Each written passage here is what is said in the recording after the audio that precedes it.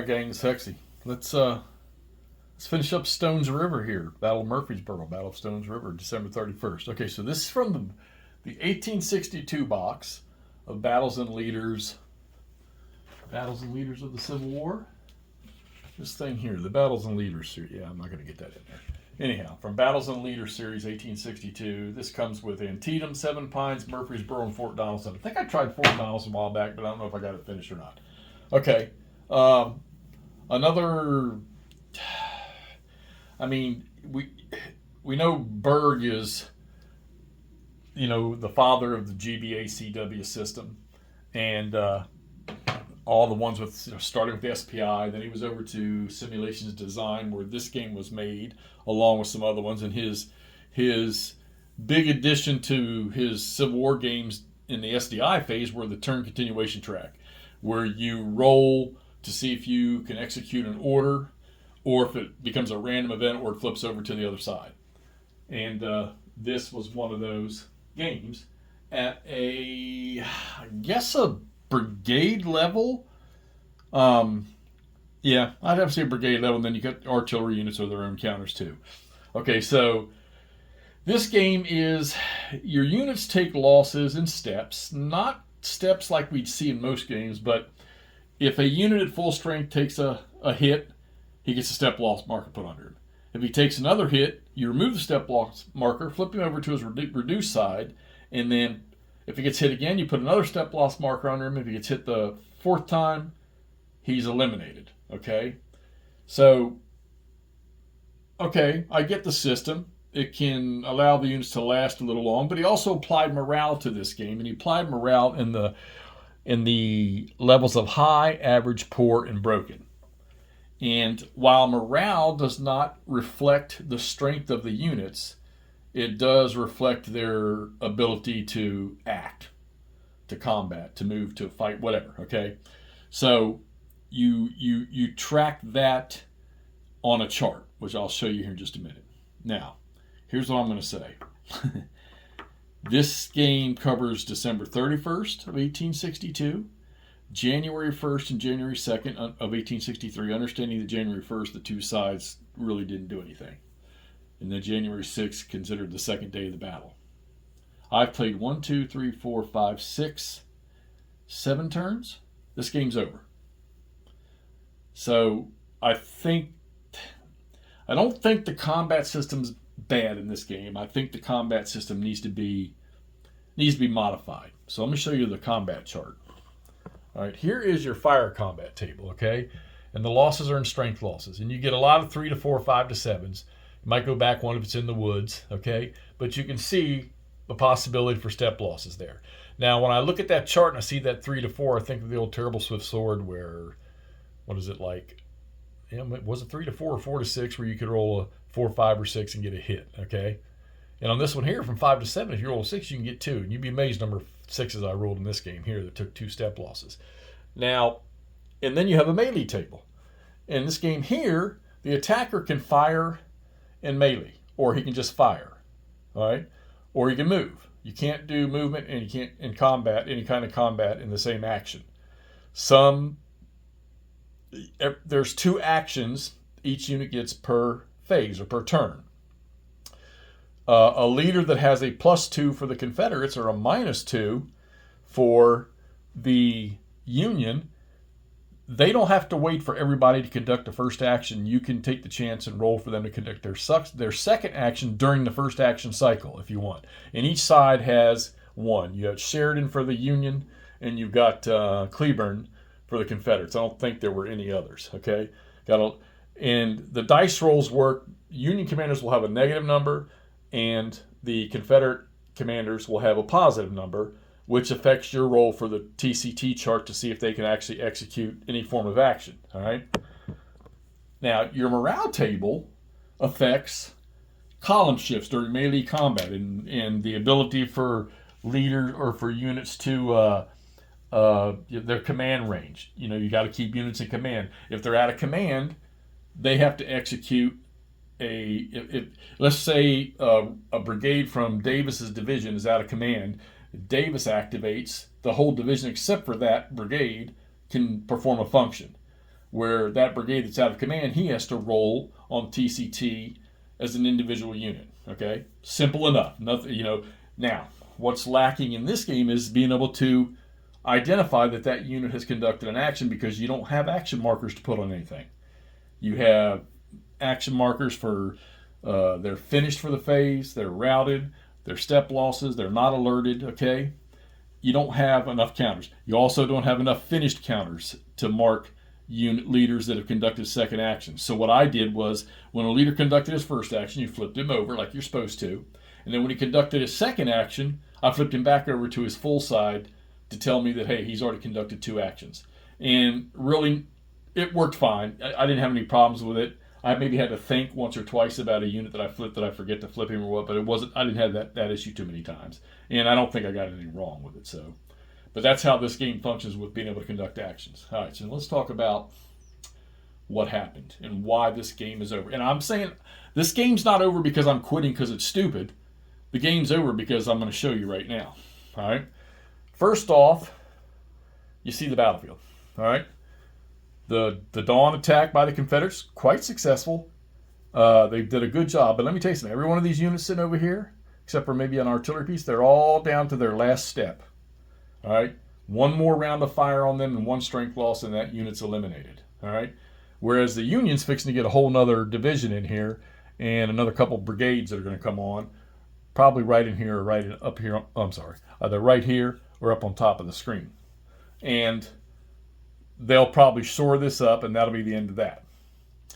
The big thing here is, well, let's get over to talk to Breckinridge first. So Breckinridge over here, he did a great job. He's one of the bigger formations, and he dealt with 2 Union divisions or corps. I'm not sure I can't remember what these things are. I think they're divisions. But he dealt with 2 of them, with Wood and Van Cleves. And Van Cleve's pretty good size. He's pretty much shattered Van Cleve's.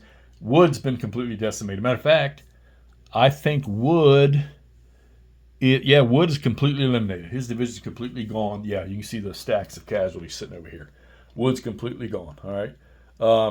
Cheatham's division from the Confederates, he's gone. Cleburne's just about to be gone. Okay. So a lot of your victory conditions or victory locations are along the pike, the Nashville Turnpike here. And they start like from the bridge here, going this way and going back this way. And then somewhere right in here, there's more points going that way. Well, the Union owns all of that. And they're probably going to drive this guy out, and they're going to take the rest of it. And the Confederates have nothing to stop them. They don't have nothing but a couple of small cavalry units coming on, which are sitting up here in the corner. They're not going to do anything. And you cannot recover any stragglers in this game. So this is a devastating victory, I think, for the Union. I think when I counted the victory points 2 turns ago, it was 33 Union, 22 Confederate, and I'm sure that Union count right now is probably doubled because they've just gutted the center of the battlefield. And Breckinridge doesn't have enough strength over here to do anything. McCown is probably the only decent unit left over here, but like I say, all these guys are reduced. So, and there's just nothing left. And like I say, they're not getting any reinforcements. Now let's talk about this morale thing. Here's a morale chart. See all the little dots? It's kind of cool how they put it on the map. You put it on plexiglass, and I can just use a whiteboard marker and mark everything out. For the longest time, the Confederates were still in their high box because they were on the move. They were producing the best results and driving the Union back, which from what I understand, on the Union right flank on December 31st, that's pretty much what happened anyhow. Was it,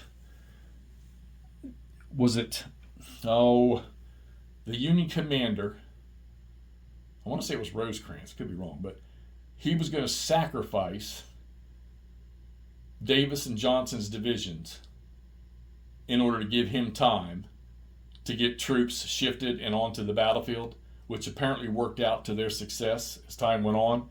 And I think Sheridan put up the heroic fight over here on this side, on this flank for quite a while. Well, Sheridan's still in pretty good shape, sitting in here. I mean, he's got a couple units. He's shot up good, but this unit's still on his full strength side, even though he's got a step loss. And then you had, once the center was cleared in here, once the center was cleared in here, Palmer and Negley Negley made a great stand in here. He was pretty much decimated. I think as Negley shifted over here to sort of help secure this. And like I say, they're going to get a whole nother division here just shortly. But once you hit these morale levels, which you would think, oh my God, you got a unit that's broken. You can never go back to the morale above it. Okay, I think there's one maybe you can, but you can never go back to high. And I don't think you can go from broken back to poor. Could be wrong, but not like it was going to matter. But you can see there's 3 divisions that are broken, and there's 1 division broken. And the guys that have the lines through them, there's 1 from each side. They're completely eliminated off the map. So you can see that this unit here, which I think is, who is that? That is Wood. He's completely eliminated, but his morale was just at poor. Cheatham, he was broken and completely eliminated. So, like I say, the morale affects your melee column shifts, it affects your command range, whether you can get into a zone of control, whether you can do any kind of close combat, melee combat. And then to top it all off, underneath that leader stack right there is a unit that got routed on the first turn, and he stayed routed through the entire game. So he stayed routed for 7 turns. All right. What do I think about this? I don't know. I don't know if somebody may have, or somebody ever gets the urge to. I think if you rework the combat table, fire combat table, where maybe some of that strength loss stuff gets a little minimalized a little bit more. Let's not make it so devastating. Maybe change some of it to just maybe put some retreats in it and no step losses to give this game some stamina, some staying power. Because even with the way you suffered morale hits is if a division took its first casualty, they suffer a morale hit. Okay, if they retreat, any unit in the division retreats, it's a morale hit. If a unit gets flipped to its reduced side, they get a morale hit. If the unit gets eliminated, they get a morale hit. If you cause a unit to retreat on the enemy side, you take one of your morale hits off. But like I say, you can't go back to high once you've already gotten out of it. And so that ought to tell you how bloody this game was. And I'm telling you it is because all these counters are sitting over here that are completely eliminated.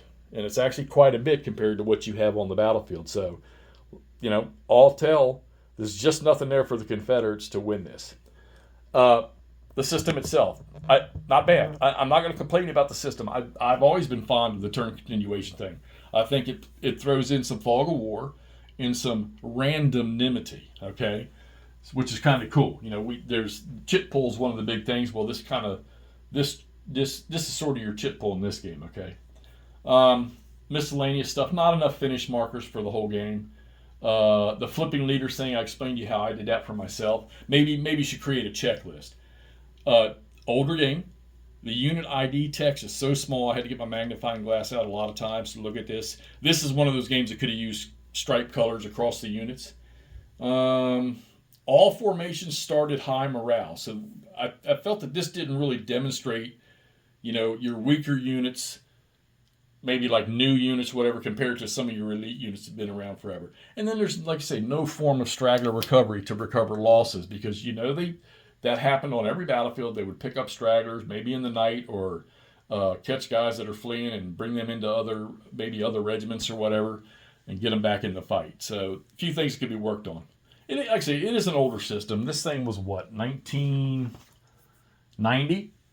So, and I have the 1863. Maybe I should look at those rules too, see if there's any changes in there.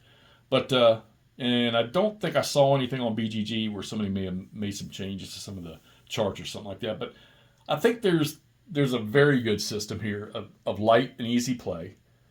It just needs a couple modifications. So there you have it, 1862 Battles and Leaders series. We played the Battle of Stones River, 7 turns on December 31st, and just a devastating Union victory. All right, there you go. Hope you all enjoyed this, and wait to see what's next. Talk to you soon.